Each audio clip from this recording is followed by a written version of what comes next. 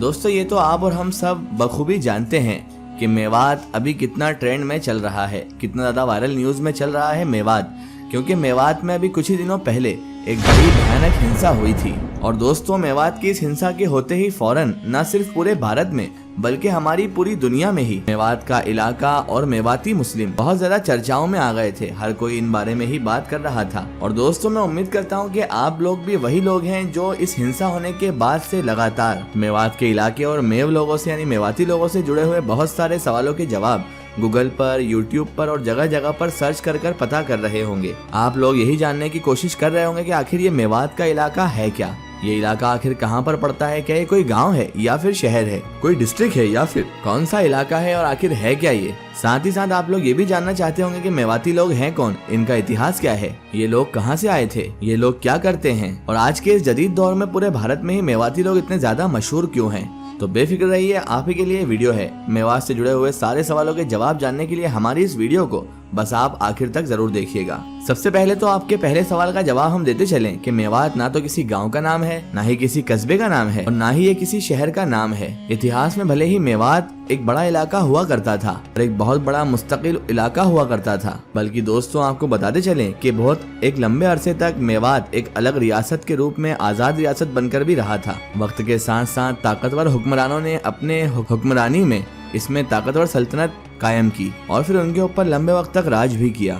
मगर फिर जैसे जैसे वक्त बदला वैसे वैसे मेवात का नक्शा भी बदलता ही चला गया। देश के आजाद होने के बाद जब हमारा देश एक अलग शेप में बनना शुरू हुआ और अलग अलग जिलों और अलग अलग राज्यों में जब हमारा देश बढ़ गया तो मेवात भी फिर बढ़ता ही चला गया। किसी दौर में जब एक पूरे इलाके को मेवात कहा जाता था, आज के दौर में वो मेवात न सिर्फ कई जिलों में बल्कि ये कहिए कि राजस्थान और हरियाणा नाम के 2 स्टेटों में भी बढ़ चुका है। यानी मेवात का कुछ हिस्सा हरियाणा में है तो कुछ हिस्सा राजस्थान में है। मगर दोस्तों इसके बावजूद भी उस खास इलाके को ही मेवात माना जाने लगा और मेवात कहा जाने लगा कि जहां आज के दौर में नूह नाम का ये जिला मौजूद है।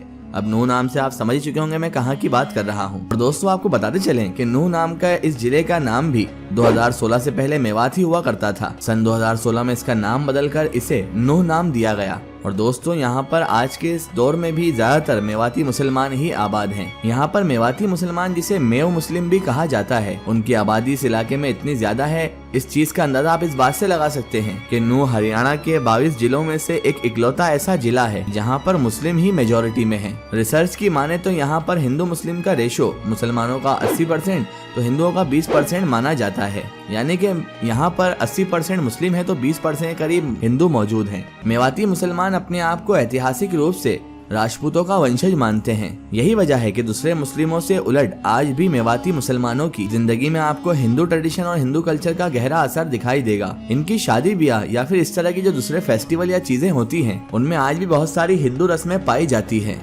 और तो और दोस्तों आप मेवात के इलाके में अगर जाओगे तो आप ये भी महसूस करोगे कि मेवाती मुसलमानों में कुछ लोगों के नाम आज भी ऐसे होते हैं कि जो देश के बाकी इलाकों में हिंदू कम्युनिटी के लोग भी रखते हैं और मुस्लिम कम्युनिटी के लोग इस नाम को रखते ही नहीं हैं। मेवाती मुसलमानों के तार आज से लगभग 650 से 700 साल पहले पैदा होने वाले एक हुक्मरान के जिनका नाम राजा सोनप्रपाल हुआ करता था उनसे जाकर ही जुड़ते हैं। राजा सोनप्रपाल एक राजपूत राजा हुआ करते थे, मगर फिर बाद में यानी कि 1355 ईस्वी में उन्होंने इस्लाम धर्म को अपना लिया था। राजा सोनप्रपाल के जिनका नाम इस्लाम को कबूल करने के बाद नहर खान हो गया था, उन्होंने मेवात में कायम की गई एक ताकतवर और खुशहाल सल्तनत पर एक लंबे समय तक राज किया था और इनको वलीए मेवात के नाम से भी जाना जाता था, जो एक उपाधि थी। और उस दौर में दिल्ली सल्तनत के एक ताकतवर हुक्मरान यानी कि फिरोज शाह तुगलक की तरफ से ही इन्हें दी गई थी। बाद में इन्हीं राजा की तरफ से इनकी नस्ल से मेवात की गद्दी पर जब दूसरे लोग विराजमान हुए उन लोगों को भी इसी उपाधि यानी वलीए मेवात के नाम से ही जाना जाता था। मेवातियों के पूर्वज यानी कि राजा नाहर खां की ये सल्तनत 1527 तक ही कायम रही थी। और दोस्तों उसी दौर में एंट्री हो चुकी थी ज़हीरुद्दीन मोहम्मद बाबर की, कि जिसने न सिर्फ मेवात की ही सल्तनत बल्कि इस इलाके की जो दूसरी और भी छोटी बड़ी सल्तनतें थी उनको भी आकर पूरी तरीके से ही खत्म कर दिया था और यहाँ पर एक स्टेबल और ताकतवर सल्तनत की बुनियाद रख दी कि जिसको इतिहास में मुगल सल्तनत के नाम से जाना जाता है। बाबर के साथ भी मेवातियों की जंग की एक बड़ी दिलचस्प कहानी मिलती है। ज़हीरुद्दीन मोहम्मद बाबर जो अपनी पहली ही लड़ाई में इब्राहिम लोदी को हरा चुका था। दूसरी जंग में उसका मुकाबला था राणा सांगा से। वही राणा सांगा के जिनके बारे में ये भी दावा किया जाता है कि यही वो इंसान था जिसने बाबर को भारत आने का न्योता दिया था। बहरहाल दोस्तों, इस दौर में मेवात पर राज हुआ करता था हसन खान मेवाती का, कि जो राजा नाहर खान की सल्तनत के आखिरी और उनकी नस्ल के भी आखिरी हुक्मरान ही थे। उन्होंने इस जंग में राणा सांगा की तरफ से लड़ने का फैसला कर लिया था। राणा सांगा के पास वैसे तो राजपूतों की 80,000 से लेकर 1 लाख के करीबन एक फौज मौजूद थी, और दूसरी तरफ बाबर के पास 40 से 50,000 की सेना ही मौजूद थी, और इस हिसाब से बाबर के पास इनके फौज के मुकाबले आधी ही फौज थी। मगर ज़हीरुद्दीन बाबर के पास प्लस पॉइंट ये था कि उसकी फौज न सिर्फ वेल ऑर्गेनाइज थी, बल्कि साथ ही साथ बाबर के पास वो खतरनाक तोपें भी हुआ करती थी कि जिन तोपों को राजपूतों की आधी से ज्यादा फौज पहली बार ही देख रही थी। और जो लोग इसको पहले से जानते भी थे उनके पास मुकाबला करने का तजुर्बा भी मौजूद नहीं था। साथ ही साथ बाबर के जिसका बचपन ही तलवारों और घोड़ों के साये में गुजरा था और उसने अपनी पूरी उम्र जंगों के मैदान में ही गुजार दी थी, उस बाबर को स्ट्रेटेजी यानी कि रणनीति बनाने में भी महारत हासिल थी। उसने जंग से पहले ही दूसरी तरफ के सेनापतियों को, फौजियों को खरीदना यानी अपनी तरफ करना, अपनी तरफ मिलाना शुरू कर दिया था। जंग शुरू होने के वक्त तक ऑलरेडी बहुत सारे सेनापति, बहुत सारी फौज, बहुत सारे सरदार, जिसमें ज्यादातर हिंदू राजपूत ही शामिल थे, वो लोग बाबर की साइड में पहुंच चुके थे। ऐसे दौर में बाबर ने हसन खान मेवाती के जिसके अंडर में एक बहुत बड़ी फौज थी, इन लोगों को भी बाबर ने अपनी साइड करने की कोशिश की। हसन खान मेवाती को न सिर्फ लालच दिया गया बल्कि साथ ही साथ उनको धर्म यानी कि मजहब का भी वास्ता दिया गया। मगर इसके बावजूद भी हसन खान मेवाती ने गद्दारी नहीं की, और जो इन्होंने शपथ ली थी राणा सांगा के साथ लड़ने की, तो उन्होंने शपथ नहीं तोड़ी और राणा सांगा के साथ होकर ही बाबर से लड़ने का फैसला किया। 16 मार्च 1527 के दिन खानवा नाम की लड़ी जाने वाली इस जंग में ज़हीरुद्दीन मोहम्मद बाबर को फतह हासिल हो गई। दूसरी तरफ हसन खान मेवाती को अपने बहुत सारे फौजियों समेत जान तो गंवानी पड़ी ही, साथ ही साथ उनकी वो सल्तनत भी हमेशा हमेशा के लिए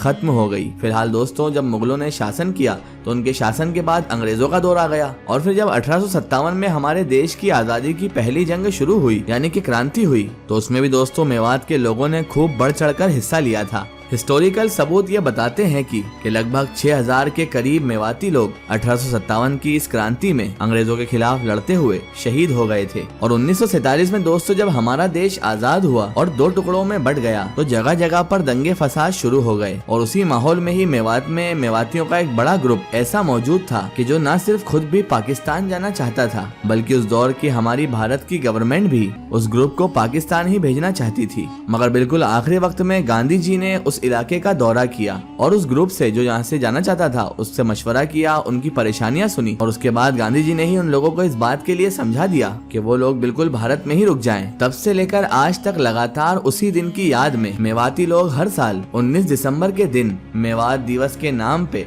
उस दिन को मनाते हैं। आज के इस दौर में मेवात का ये पूरा इलाका एग्रीकल्चर को लेकर जहाँ जाना जाता है, और उसकी वजह दोस्तों इस इलाके में रहने वाले ज्यादातर लोग किसानी से ही जुड़े हुए हैं।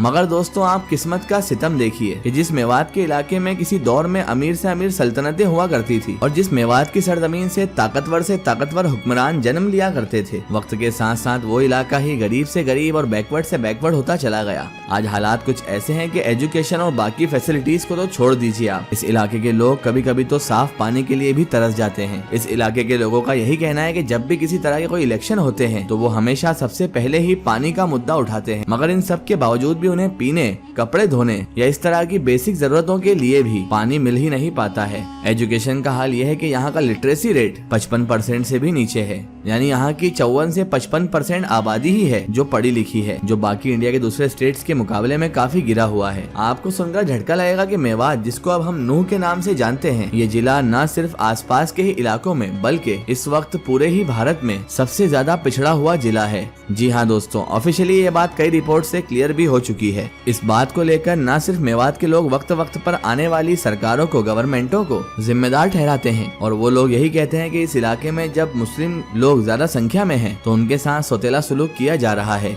तो वहीं दूसरी तरफ जो सरकारें हैं वो इस सारी चीजों का जिम्मेदार मेवाती मुस्लिमों को ही मानती है, और उनके मुताबिक इन सारी चीजों की वजह सिर्फ और सिर्फ मेवाती मुस्लिम लोग ही हैं। बहरहाल दोस्तों, हमारे पास जो इन्फॉर्मेशन थी हमने आप तक पहुंचा दी। आप लोग मेवात की हिस्ट्री के बारे में या मेवाती लोगों के बारे में इससे पहले कितना जानते थे, कमेंट सेशन में जरूर बताएं।